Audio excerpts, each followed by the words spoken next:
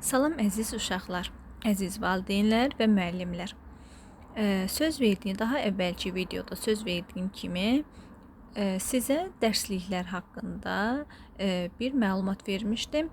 Məktəbə qədər hazırlıq haqqında.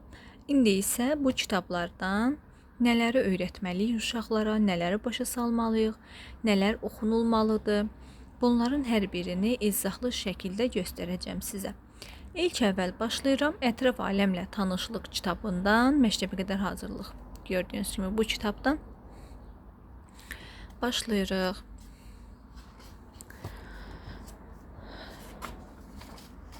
İlk səhifəmizdə təbiəti qoruyaq mövzusudur. Məsələn, biz təbiəti çirkləndirməməliyik. Zibilləri zibil qutusuna atmalıyıq. Dibçəklərə əkilən güllərə su verməliyik, onları qopartmamalıyıq. Gördüyünüz kimi bütün bunları uşağa məlumat verməliyik. Təbiətimizi qorumalıyıq ki, hər yer təmiz olsun, çiçəklər, ağaclar böyüsün. Uşaq artıq bunu bilməlidir. Sonra digər səhifəmizdə, kitabımızın digər səhifəsində rənglər verilib. Bu rənglərə uyğun uşağı göstəririk. Şar nə rəngdədir? Yaşıl rəngdədir. Bəs bu şar nə rəngdədir? Göy rəngdədir. Əsasən rəngləri bu şəkildə göstəririk uşağa və bir də burada kitabda verilib gördüyünüz kimi əsas rənglər hansılardır, qarışıq rənglər hansılardır. Əsas rəngimiz qırmızı, sarı və göydür. Bütün bunlardan birləşdirərək deməli digər rəngləri ala bilirik. Baxın, elə buradan da alınma rəngləri göstərir. Qırmızı ilə sarını qarışdırırıq. Belə bir rəng alırıq. Bu rəngimiz bal rəngi adlanır. Görürsünüz? Bütün rəngləri qarışdıranda hansı rəng alınır?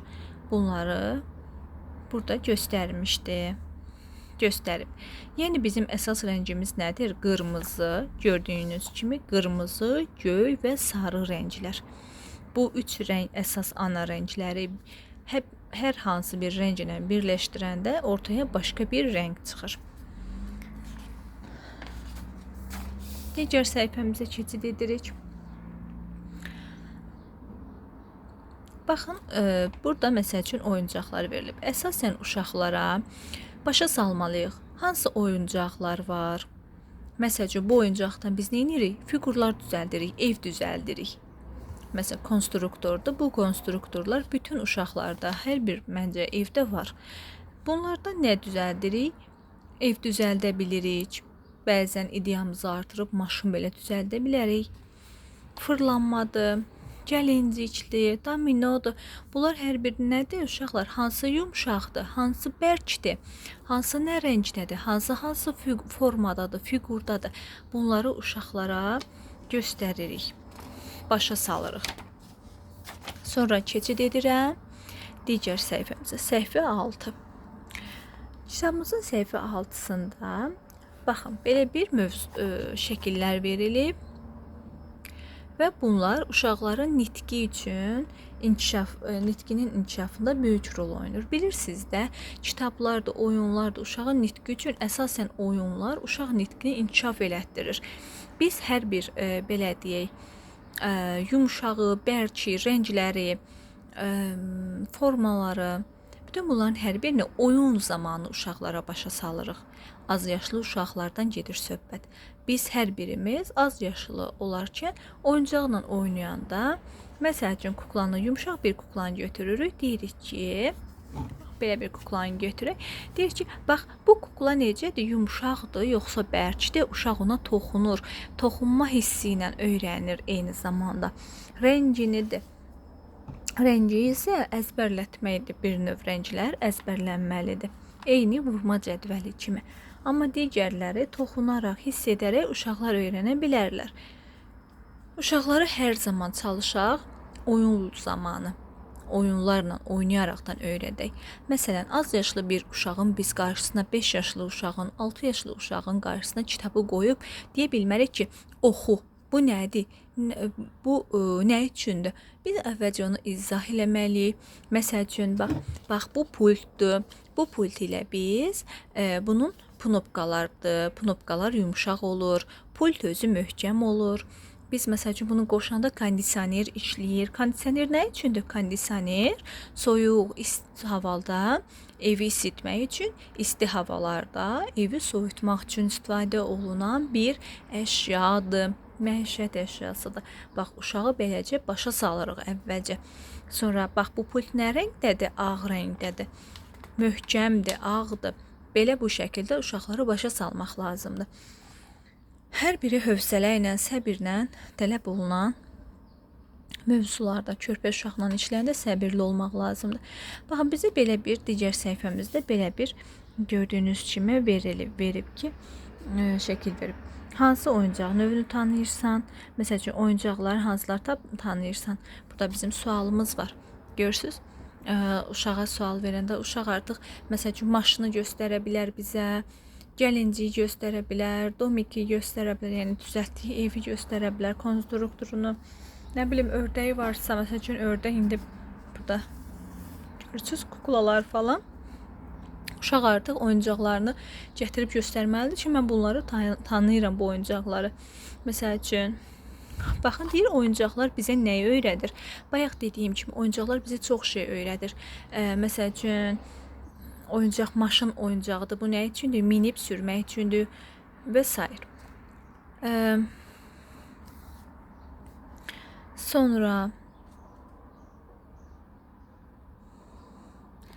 baxın, burada deyir ki, hədiyyələrə uyğun oyuncaq tap. Hansı oyuncaq, hansı deməli qutuya yerləşir? İşarələrlə artıq bizə göstəriblər. Biz buradan üstündən gedərək tapa bilərik. Sonra məktəb ləvazimatlarıdır. Uşaq məktəb ləvazimatlarını tanımalıdır. Bizə məktəbdə nələr lazımdır? Bax, gördüyünüz bu səhifədə olanları uşağa göstəririk, öyrədirik. Məsələn, belə bir şəkil verin və uşaqdan soruşun. Əvvəlcə təbii ki, göstərirsiniz, izah edirsiniz və bu gün göstərirdiniz, izah elədiniz, sabah uşağa bu şəkli təkcəni göstərirsiniz. Bu nədir?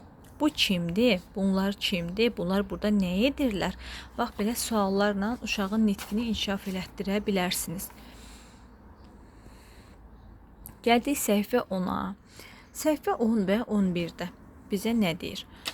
Canlı varlıqlar hansılardır? Bitkilər, insanlar, heyvanlar. Nəyə görə biz bitkilərə canlı deyirik?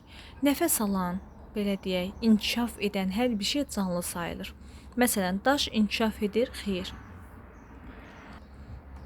Məsələn, daş inkişaf etmir. Ona görə o cansız bir əşyadır.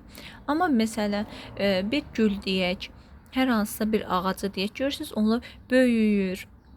Məsəl üçün, hündürləşir, ucalır, eynəlir, yəni kökəlir, belə deyək.